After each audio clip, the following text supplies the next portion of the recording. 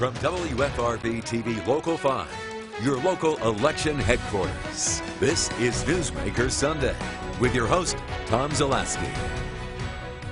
Good morning. Welcome to Newsmaker Sunday. I'm Tom Zalaski. Today we discuss the growing issue of hunger during the coronavirus pandemic. A Feeding America study shows 1 in 5 children faces hunger, and the problem impacts all ages. 74% of food-insecure homes have seniors living in the house.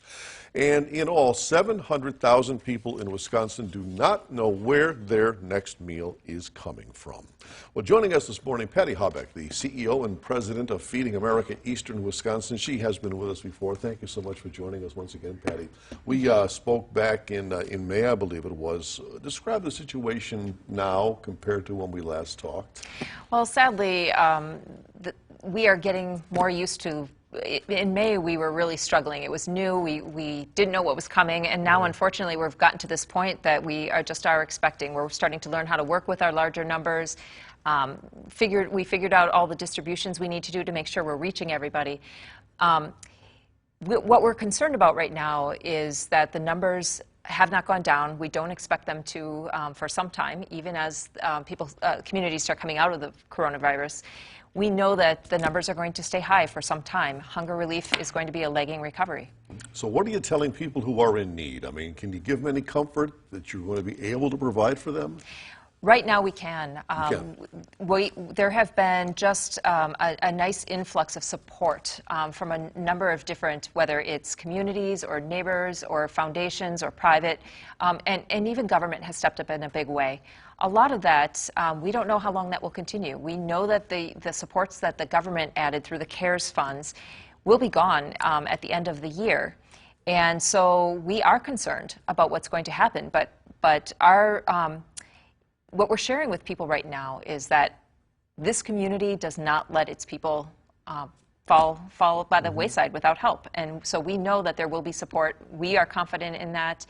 The Pantry system is strong and willing to serve. So I feel confident that we're going to be able to keep meeting the need. Any idea how many people you're serving now compared to back then when we talked last? Right. So typically at this time of year, we would be talking about us serving about 400,000 people across eastern Wisconsin. And right now it's closer to 600,000, and that number is stabilized, but it's still extremely high compared to what it should be right now. And when we opened up the show, I gave that statistic that said 700,000 Wisconsinites don't know where their next meal comes from. That's shocking.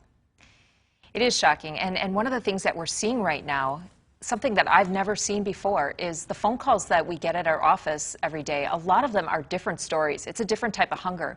What we're seeing are people who aren't used to asking for help or concerned about asking for help. They're used to being a volunteer or on the other side of the table and being able to assist.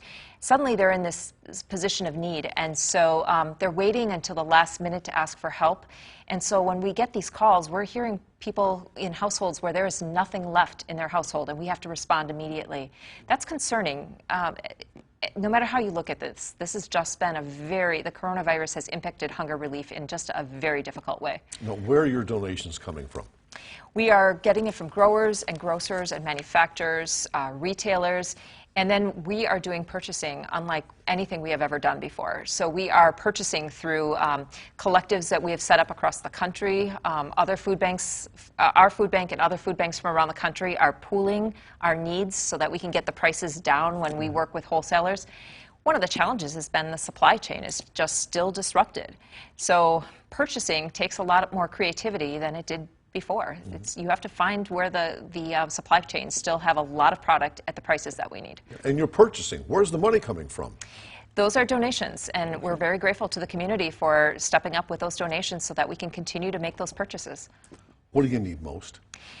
Typically, I would say food funds and friends, but where I'm going to caveat that right now is to say right now what I need is for people to do what they can to help bring those coronavirus numbers down. I need to make sure that the hunger relief system, the food pantries, the good people on the front line are able to stay healthy so the pantries can stay open and still serve the communities. And then secondly, I need people to continue to support the hunger relief system, the Pantry or the food bank, Feeding America, Eastern Wisconsin, wherever your heart is moved to support hunger relief, it is very important that that continues to happen now through the holidays and into next year.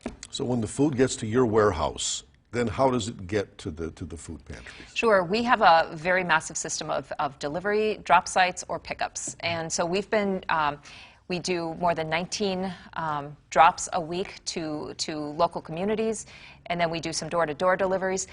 But what we're doing right now more than we've ever done before are mobile pantries, mobile distributions in places that have a need and need to be served, and we step in with a mobile pantry. Is it getting harder to find certain items? It's starting to get better. It was very hard some time ago, a couple of months ago. It's starting to get easier. The supply chain is starting to open up again. But now with this latest surge, we're starting to see certain pockets of items closing up one more time. Once again. What are people telling you when you saw those lines of people lined up outside your place? Yes. What is that telling you? What we're seeing, first of all, I'm always grateful to people who have a need, that they're strong and brave enough to reach out and ask for help.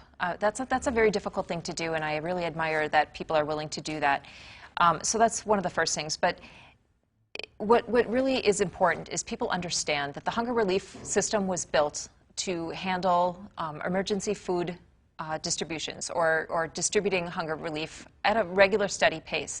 The coronavirus has really impacted that, and much like hospitals, has kind of threatens to overwhelm the system.